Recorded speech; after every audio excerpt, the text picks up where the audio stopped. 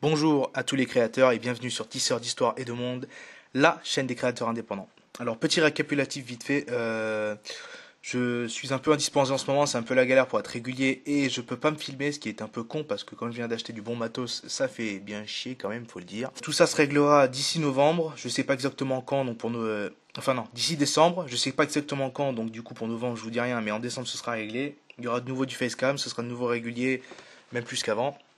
Tout ira bien, mais en attendant, voilà, ce sera surtout des podcasts ou des vidéos off-cam comme celle-ci par exemple. Donc, ce qui nous fait arriver à cette vidéo, nous on est là pour faire une analyse du début de Far Cry 3. Pourquoi? Parce que c'est une intro que tout le monde a trouvé très bien, moi compris. Elle présente très bien l'univers, elle présente très bien le personnage, le gameplay, etc. Et c'est quelque chose de très bon. Le but c'est pas de faire une intro d'une analyse de professionnelle, etc. Moi je fais juste une analyse à mon niveau pour montrer ce que moi j'aime bien, ce qui est bien à faire, ce que je trouve qui est d'une bonne idée, etc., etc. Ça motive, ça inspire, ça peut être que du bon et ça vous prouve un peu, ça vous donne des axes pour déterminer un peu comment commencer et d'où partir de la page blanche quand vous commencez une œuvre. Voilà.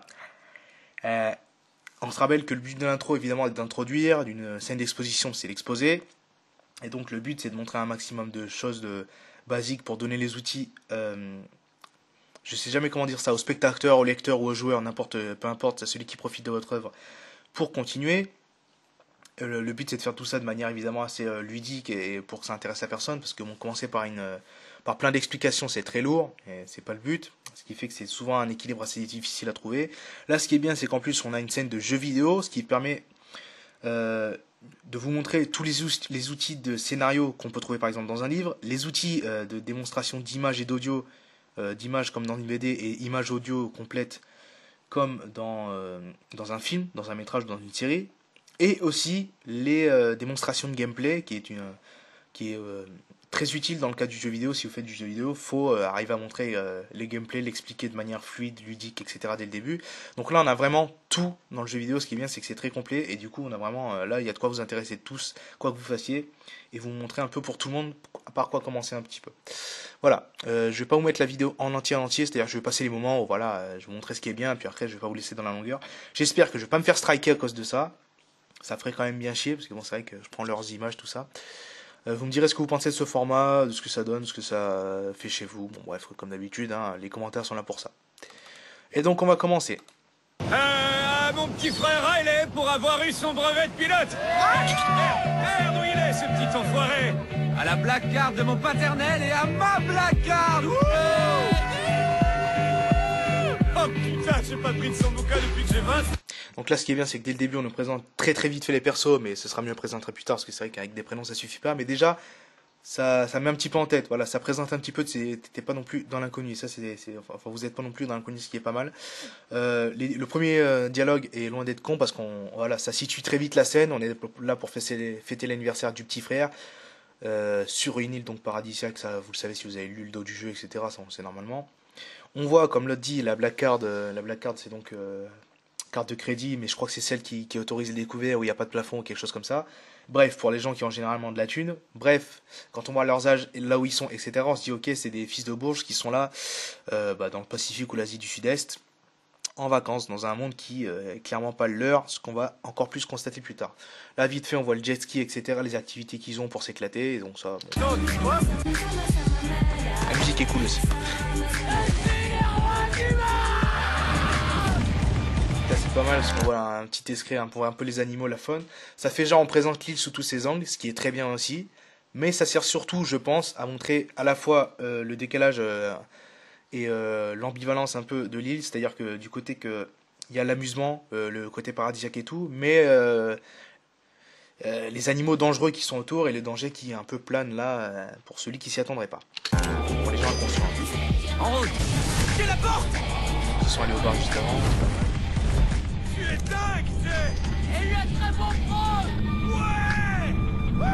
Vous pensez faire des trucs DMA Vous sautez. Alors ça, franchement, ça c'est vraiment pas mal. Ça, ceux qui connaissent le jeu, bon, ils s'y attendaient parce qu'ils savaient déjà. Mais ceux qui connaissent pas, je pense que ça a bien marché sur vous. C'est vraiment, c'était fait. On nous montre toutes les scènes, ils sont en train de s'éclater et tout. Et là, bam. En fait, c'était sur le smartphone et le mec était dans une cage et voilà.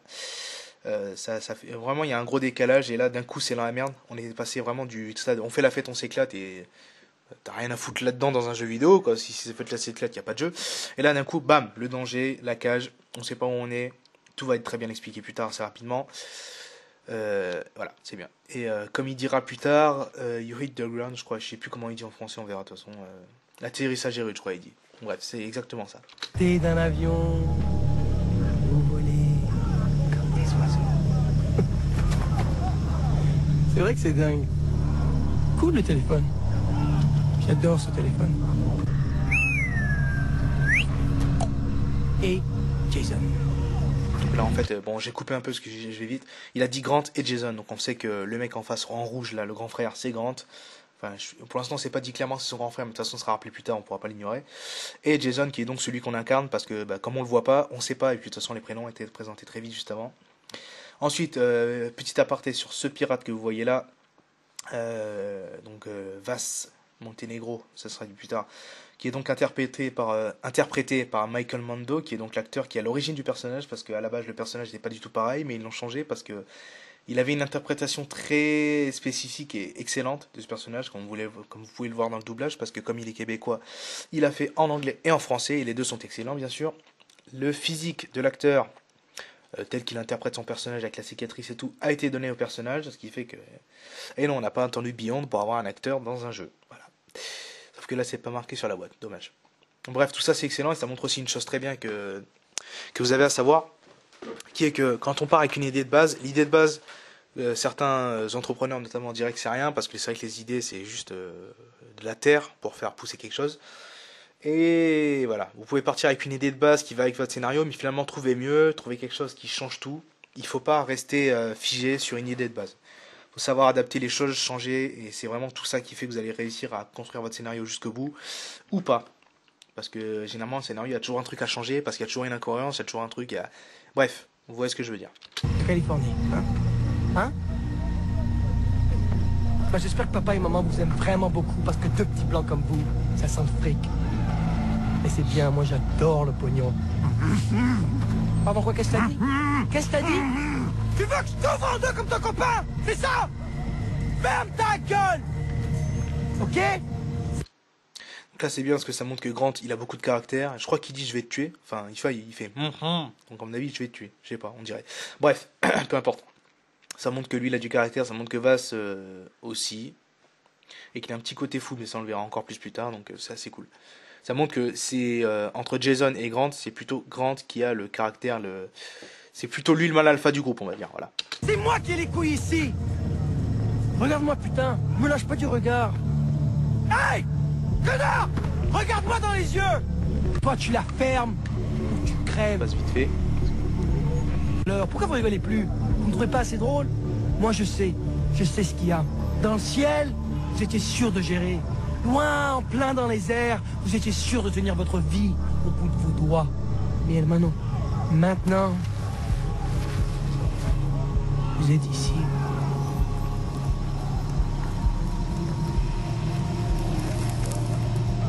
L'atterrissage est rude. Bon, alors là, clairement, on a quelqu'un qui sait tenir l'attention de son audience. Stylé, bonne phrase, tout ça. Les dialogues sont bien écrits. De toute façon, on fera des vidéos sur les dialogues, comment les améliorer, comment avoir de l'intensité, comment accrocher les gens, comment faire quelque chose qui est cool, quoi. Et ton frérot la brute, on va bien s'éclater en attendant que le flic arrive. Arrête d'effrayer les otages. Va plutôt t'occuper des rebuts. J'espère quand même que vous serez un peu plus marrant Là, que ce qui est cool, c'est qu'on voit que Vas, il a beau faire le malin, etc. C'est pas le boss, le big boss, c'est pas lui. Lui, c'est le bras droit, on va dire.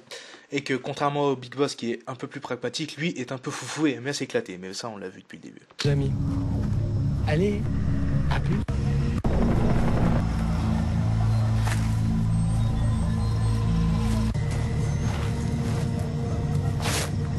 Donc la grande s'est libérée. T'es blessé? Ah non, je crois pas. Il faut retrouver les autres. Donc Grant s'il s'est libéré, c'est pas pour rien. On va très vite avoir l'explication dans pas longtemps. Comment? J'ai peut-être une idée.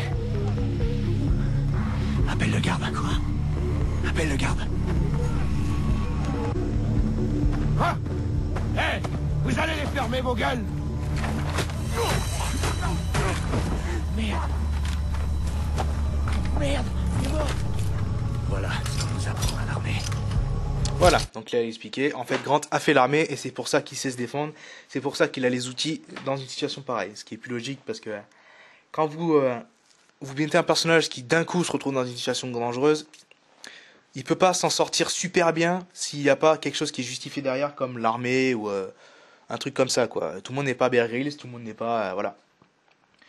Du coup, il faut soit qu'il y ait une longue période d'adaptation, ce qui va arriver à Jason qui lui n'a pas fait l'armée, soit il faut quelque chose de justifié derrière. Si vous faites quelque chose comme par exemple à tout hasard AJ Gale, le héros de Far Cry 4, qui lui n'est pas aussi bien construit que les deux qu'on voit ici, c'est un mec qui lui, c'est pas justifié, il a pas fait l'armée ni rien, mais du jour au lendemain, bam, il sait se défendre, il sait se cacher, il sait gérer une attaque, il sait...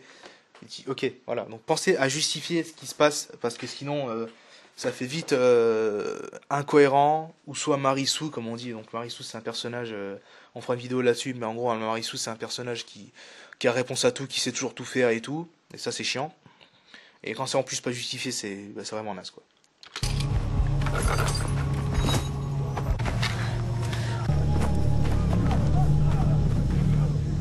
Donc là ce qu'on voit c'est quoi? Donc là le gameplay commence, donc là c'est les phases de jeu, c'est pas moi qui joue bien sûr, c'est une vidéo que je trouvais sur le net.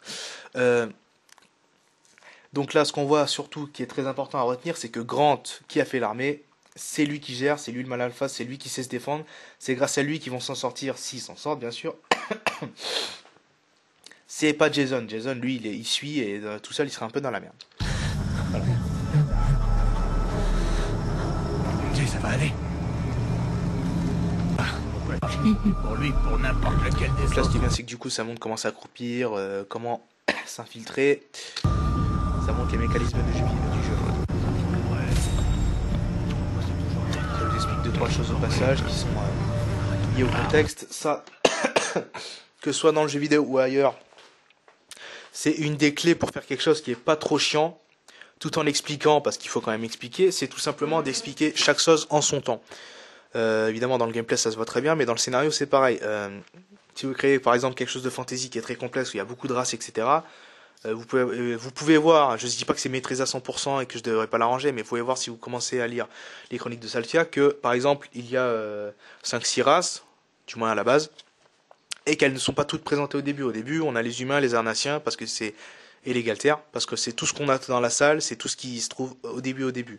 Et ensuite, quand on rencontre une nouvelle race, là, elle est présentée, etc. Pareil pour les pouvoirs, quand on découvre un nouveau type de pouvoir, là, c'est présenté, etc. Quand on découvre un nouvel endroit, là, c'est présenté. Bref, toutes les règles qui ont besoin d'être présentées, parce que c'est un univers de fantasy et que tout est différent que notre monde, pardon. Tout est présenté en son temps. Quand la règle a un intérêt, elle est présentée. Quand elle est face à nous, elle est présentée. Mais pas tout dès le départ. Donc voilà, ça c'est un peu le moyen le plus simple et le plus logique en fait de présenter les choses. Et pareil pour le jeu vidéo. Là, il a besoin, le héros a besoin de pas de s'infiltrer justement, plutôt de s'exfiltrer, mais d'être discret. Donc on présente la jauge de détection, comment s'accroupir, comment faire une diversion, etc. Les mécaniques par exemple de FPS, donc d'armes à feu, parce que pour ceux qui connaissent pas du tout, Far Cry c'est donc un jeu où on tire avec des flingues. Ça, ce sera présenté plus tard, parce que là tout de suite il y en a pas. Donc bref, tout ça c'est très simple. C'est faire en sorte que tout ne se fasse pas en même temps, que le héros ait pas besoin d'un coup de s'infiltrer, de tirer à arme à feu, de grimper, de ceci, de cela, et que tout apprendre dès le début. Et là, si vous faites par exemple de la fantasy, ça va être pareil. Le but n'est que dès le début, il n'y ait pas 10 000 races différentes, 10 000 types de pouvoirs différents, 10 000 règles qui influent parce que tout se passe dès le début. Non, la complexité, ça arrive plus tard, histoire qu'au début, on présente tranquillement, petit à petit les choses. Pour que ce soit, je sais plus comment on dit, digérable. Merde, des chiens. Attends, stop. Ok, on y va. Qu'est-ce qu'il Là, a? ça met une petite touche. Attendez, je vais couper le son parce que je sais pas si on m'entend plus fort que... Voilà. C'est ça, je peux le gérer à la limite en post-prod. Là...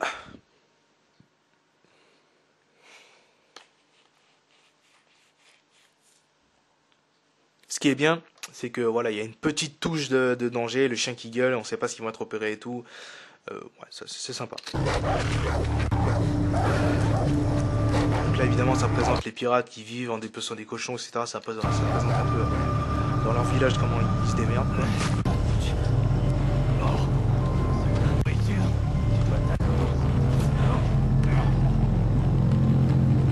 Ramasse nos affaires et la carte. Oh, et le téléphone aussi. Au rapport. Hé, c'est qui?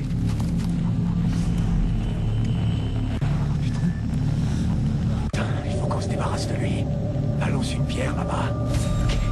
Donc là, on est toujours en période de, stress, on est toujours, c'est sombre, on doit s'échapper, on sait pas jusqu'où ça finit, ça c'est très bien réussi. Donc là, il présente évidemment comment jeter une pierre pour éloigner les gens, qui est une bonne mécanique de gameplay, puisque c'est une manière logique d'éloigner les gens, parce que tu fais du bruit et que les cailloux, il y en a de partout, vu qu'on est sur une île, quoi, il n'y a pas de béton. Voilà, c'est bon. On y va. C'est qui? Merde, grande mortade. Donc là, petite note de danger inattendue, ça aussi ça marche bien avec la petite note de musique qui rend le danger. Grant qui le flingue direct parce que, encore une fois, ça présente bien que lui sait se démerder, qu'il sort de l'armée, etc. Et comme vous pouvez le voir... Grant, je peux pas. Comme vous pouvez le voir, ça montre donc que Jason, lui, est à cran, on va dire, je pense que c'est bien le terme, qu'il est en galère parce qu'il n'est pas dans son monde, il n'a pas l'habitude de voir de la mort, alors que Grant, lui, il a fait l'armée, donc bon, il connaît plus ou moins, après, voilà. Et que Jason, qui est donc le héros, lui, il serait bien dans la merde s'il était tout seul ici, quoi. Et oui, si je vous dis plusieurs fois qu'il serait bien dans la merde s'il était seul, sachez, pour ceux qui n'ont pas fait de jeu, que ça a un intérêt pour ce qui se passera plus tard. Regarde-moi. Je retrouverai jamais Lisa, ni Riley, ni les autres. Sans toi. Il essaie de motiver, etc. Que les souvenirs, c'est impérissable. Par contre, les gens ne sont pas. Ils sont super nombreux, Grant. Merde. Donc là, on voit bien le héros qui stresse, qui sont le fait qu'ils soient nombreux, le fait qu'ils sont face à quelque chose qui est plus fort qu'eux. Dans tous les cas, ils pourront pas les affronter de face. Ça, c'est sûr. Ça, c'est un peu toujours le... Genre, je fais une petite aparté là-dessus. Du coup, ça, c'est un peu toujours quelque chose qu'il y a partout dans toutes les œuvres d'histoire. D'histoire. Où on raconte une histoire, j'entends bien. C'est-à-dire que le méchant doit toujours être de face supérieure au héros. Hein. C'est-à-dire qu'on vous raconte... quand on met, par exemple, comme dans Star Wars ou un film sur la résistance et tout, on vous met les résistants, qui sont les héros. Hein. En général, c'est les résistants, les héros et pas l'inverse. On vous met pas le système en place comme héros face aux résistants. Et ben, c'est toujours les résistants qui sont les héros. Pourquoi? Parce qu'ils sont plus petits, qui doivent se cacher, qui doivent faire attention au système qui lui est gros, qui est facial, qui est systématique, etc. Pourquoi? Parce que l'inverse ne serait pas intéressant. Même si on vous montre que le système a raison, que les résistants c'est des enfoirés, en quoi c'est intéressant une histoire où les résistants doivent se planquer face au système qui lui de toute façon les écrase? Voilà, c'est pas intéressant, ça met pas le danger ne se ressent pas assez pour le système. Alors que du côté des résistants, puisque le système est facial et bien plus gros qu'eux, le danger se ressent et c'est pour ça que ça marche. Je fais une petite aparté très rapide. Par exemple, sur le catch, on parlera un peu du rapport entre le catch et le scénario qui peut inspirer pas mal de choses dans sa logique.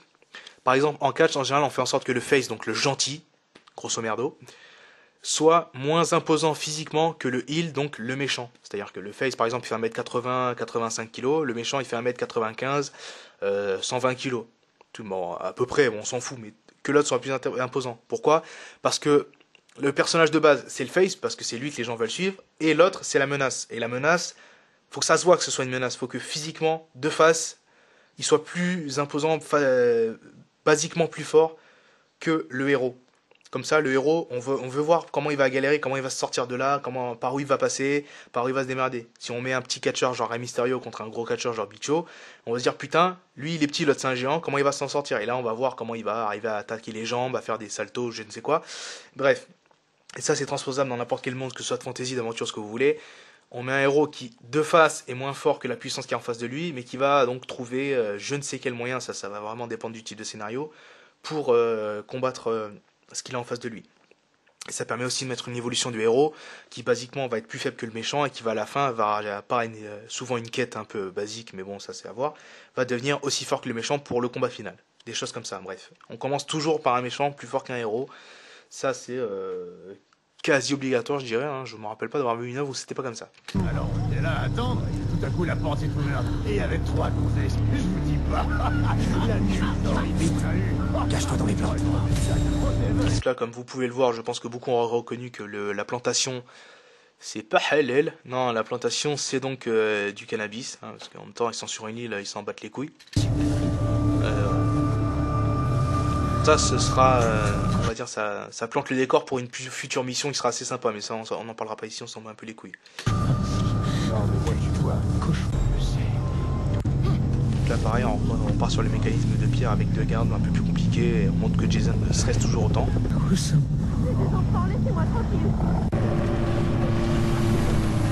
Qu'est-ce qu'il y a? Là, il y a du danger parce que voiture, beaucoup de monde et lumière surtout qui fait qu'ils sont plus visibles.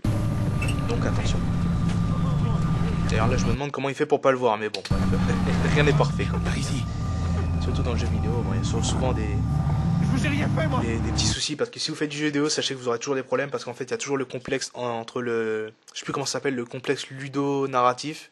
Un truc comme ça, il me semble que c'est à peu près ça le nom, qui est en gros tout simplement, comme son nom l'indique, entre le ludique, c'est-à-dire le plaisir de jeu, et le narratif, donc le scénario. C'est-à-dire qu'au bout d'un moment, il va toujours avoir un moment où il va falloir choisir entre que ce soit complètement cohérent au niveau du scénario et avoir un peu d'incohérence pour permettre d'avoir plus de fun dans le gameplay. Tu vois, c'est toujours comme ça. Et c'est pour ça que d'ailleurs dans les jeux où il y a des tirs comme Far Cry ou même Call of Duty, il vous faut genre au moins une dizaine de balles avant de crever. Dans le monde réel, c'est pas du tout comme ça, mais le truc c'est que c'est bien plus fun quand c'est comme ça. Pourtant, on est quand même censé être dans un cadre qui est réaliste avec des militaires dans le monde réel et pas dans un monde de fantasy futuriste. Mais voilà, il faut, comme on dirait dans le catch, encore une fois, suspendre votre incrédulité et se dire bon bah voilà, acceptons le truc. Non, pitié. D'ailleurs, encore petit passage, si vous faites du jeu vidéo ou même autre chose, sachez que, parce que oui, même dans les livres et tout, parfois il faut que ce soit un peu cohérent pour mettre un peu plus de spectacle. Sachez que malheureusement, ou heureusement, ça dépend de votre avis, en général, entre le ludo et le narratif, va falloir choisir le ludo. Parce que si c'est pas ludique, même si c'est ultra cohérent, si c'est pas drôle à lire votre truc, personne ne s'intéressera. Si vous commencez à raconter une journée lambda d'un mec au RSA, qui glande chez lui, ce sera ultra cohérent et très facile à raconter, mais tout le monde s'en battrait les couilles. Alors que si vous racontez l'histoire d'Expandables, qui est totalement incohérente et où les mecs font des trucs de malade, ça va intéresser. Même s'il va falloir débrancher un peu son cerveau dans certains aspects. Donc voilà. Bien sûr, il faut toujours garder une bonne part pour le scénario, mais on peut pas faire quelque chose de cohérent jusqu'au bout. Il y a toujours un moment où il faut choisir un petit peu, de mettre un peu de piment, quoi. Donc là, il passe. Donc là, vous avez un checkpoint, et généralement dans un jeu vidéo, dans une scène comme ça, où c'est un peu il y a de la tension, le checkpoint, ça veut généralement dire que ça va être la merde. Moi, je dis ça, je dis rien. Où est-ce qu'on est? On n'aurait jamais dû sauter comme ça, sans savoir. J'avais promis à papa de veiller sur Riley et toi. Tu vois où est Là, Riley? on se doute bien que Grant, s'il dit tout ça, c'est parce que c'est le grand frère. Hein, parce qu'en général, c'est le grand frère qui promet à son père de veiller sur les deux petits. Alors, certes, il a fait l'armée, mais c'est aussi le grand. Sur la carte? Donc bref, il a tout de la figure paternelle parmi les frères et même parmi le groupe, en fait. On va le retrouver. Après, on va libérer les autres. Et ensuite, on pourra rentrer.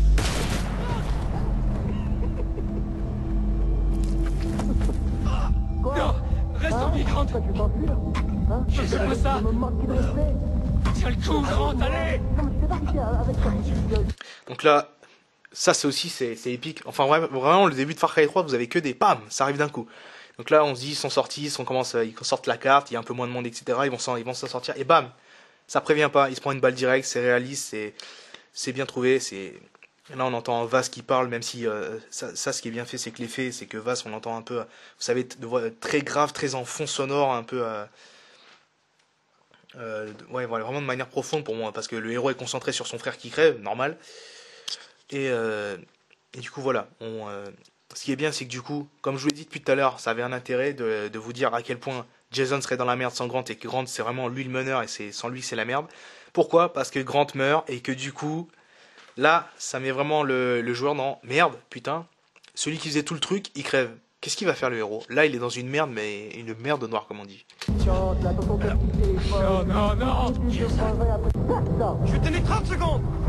Et si cette jungle ne t'avait pas tout Évidemment, cru... il a essayé de le sauver, mais bon, quand tu te prends une balle dans la gorge, au bout d'un moment, t'es un peu mort d'avance, hein, je suis désolé, mais... Je le ferai. Allez! Donc là, comme il a dit, je vais te donner 30 secondes pour courir. Bref, Vaas, comme d'habitude, n'est pas pragmatique, plutôt lui tirer une balle. Il préfère s'éclater. Bon, évidemment, comme vous vous en doutez, même si vous n'avez pas fait le jeu, vous vous en doutez bien que Vaas va le regretter plus tard, puisque, Jason est le héros, donc il va survivre à cette scène-là, hein, vous vous en doutez bien, quoi. Hein. C'est ça le côté toujours un peu con. C'est qu'on n'a jamais vraiment peur pour les héros avant la fin, et encore, même à la fin, on sait très bien que c'est très rare les œuvres où le héros meurt à la fin. Et du coup, voilà. Et vous vous doutez bien que le héros tuera Vas plus tard. Je pense pas spoiler qui que ce soit comme ça. Mais au début, il s'éclate. J'ai dit de foutre le camp, saloperie de l'opette. Bon, évidemment, le doublage, excellent. Petit Courtorès, c'est là dans une scène très pimentée. Les gens qui vous tirent dessus, vous courez. Je pense qu'ils font exprès de tirer à côté. Enfin, je sais pas, ils s'éclatent. Un petit truc qui ne sera pas fait ici, puisque c'est une vidéo pour montrer le jeu en termes un peu comme une cinématique rapide. Donc le but c'est pas de mourir. Mais que moi j'ai essayé quand je jouais, c'est que si vous essayez de vous retourner pour regarder ce qui est derrière vous, vous mourrez immédiatement. Voilà. Donc voilà, il n'est pas possible de faire cette scène en se retournant, ce qui est à la fois très réaliste et à la fois tu vois pas ce qu'il y a derrière, tu vois juste les balles qui sifflent à côté de toi. Et ça c'est très fort je trouve. Donc là on a un héros qui est sorti du cadre de la cabane, les villages de bois, etc. pour sortir dans un cadre non moins inhospitalier, qui est donc la jungle. Voilà.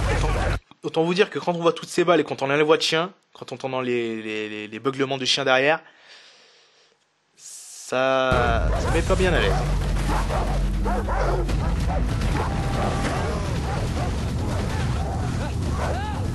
Là pareil, on a le héros qui glisse, voilà, c'est le bordel, il s'empare dans tous les sens.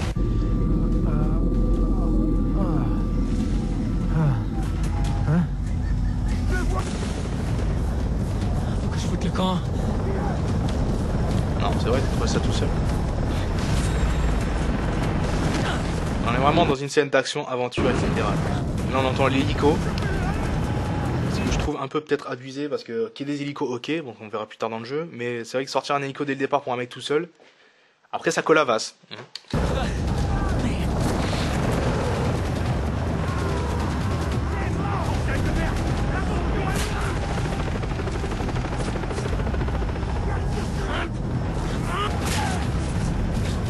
Donc là pareil, court, il y a des animaux de partout parce qu'on est sur une île très... comment dire ça, inhabité par l'homme, quoi, bref, très naturel. Oui, naturel. Là, c'est là.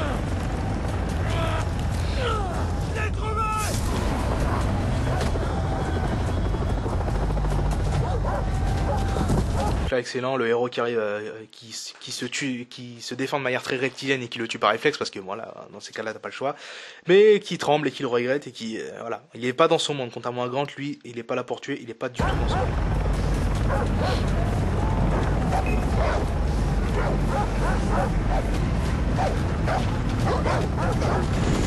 D'ailleurs, ça c'est pas là dans ce cas-là, ça s'est pas passé, ou soit je l'ai pas vu, ou soit je l'ai passé à force de faire 5 secondes plus tard. Mais il y a un moment normalement où vous avez une chance de croiser un ours qui peut vous poursuivre. Encore une fois, ça manque peut-être un peu de réalisme parce que dans le monde réel, les ours, que vous le croyez ou non, courent plus vite qu'un être humain. Voilà pourquoi ils sont si dangereux. Mais bon, ça aussi c'est cool, c'est que ça montre vraiment le danger dans tous les sens. Vous avez la faune qui est contre vous, les mecs qui sont contre vous. Vous êtes vraiment seul face à l'île. C'est concrètement ça. Là, évidemment, le con va se casser la gueule. Hein. Déjà, quand on voit la tête qu'il lance, c'est pas comment il fait pour courir dessus.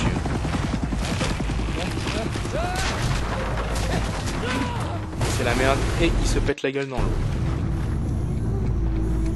Et bam, on a donc la présentation. Ubisoft, tati tatata, la musique, que ce jeu vidéo a d'ailleurs une très bonne bande son. Donc le héros qui s'échoue dans l'eau. Et le titre pour montrer que voilà, la présentation est faite, on va se lancer dans l'action.